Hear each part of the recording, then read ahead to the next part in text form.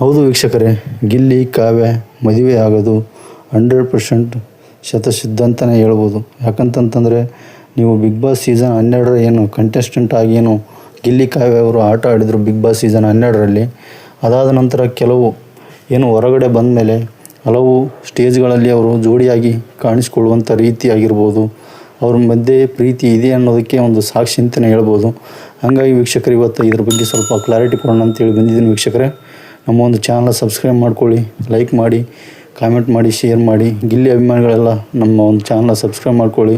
ಹೌದು ವೀಕ್ಷಕರೇ, ಏನಿವತ್ತು ಗಿಲ್ಲಿಯವರು ಏನು ಕಾವ್ಯವ್ರನ್ನ ಇಷ್ಟಪಡ್ತಾ ಇದ್ದಾರೆ, ಕಾವ್ಯವರು ಗಿಲ್ಲಿಯವ್ರನ್ನ ಏನು ಇಷ್ಟಪಡ್ತಾ ಇರೋದು ಅಂತೇಳಿ ಹಲವಾರು ನೀವು ಸೋಷಿಯಲ್ ಮೀಡಿಯಾಗಳಲ್ಲಿ ನೋಡ್ತಾ ಇರ್ಬೋದು. ಅದೇ ರೀತಿ ಮದುವೆ ಕೂಡ ಆಗ್ತಾರೆ ಅಂತೇಳಿ ನೀವು ಕೂಡ 100% ನಂಬಿರ್ಬೋದು. ಅದು ಶತಸಿದ್ಧ ಅಂತಲೇ ಹೇಳ್ಬೋದು. ಅತಿ ಶೀಘ್ರದಲ್ಲೇ ಆಗುತ್ತೆ. ಇನ್ನೇನು ಮದುವೆನೂ ಕೂಡ 100% ಗಿಲ್ಲಿ ಕಾವ್ಯ ಇಬ್ಬರು ಜೋಡಿಯಾಗಿ ಮದುವೆ ಆಗ್ತಾರೆ ಅಂತಲೇ ಹೇಳ್ಬೋದು. ಹಾಗಾಗಿ ನನಗಿರೋ ಮಾಹಿತಿ ಪ್ರಕಾರ ನಾನು ಕೂಡ ಅಲ್ಲಿ ಇಲ್ಲಿ ಕೇಳಿ ಕೇಶನೇ ನಾನು ಈ ಮಾಹಿತಿಯನ್ನು ನಿಮಗೆ ಕೊಡ್ತಾ ಇರುವಂಥದ್ದು. ಗಿಲ್ಲಿ ಕಾವ್ಯವರು ನಿಜವಾಗ್ಲೂ ಪ್ರೀತಿಯನ್ನು ಮಾಡ್ತಾಯಿದ್ದಾರೆ.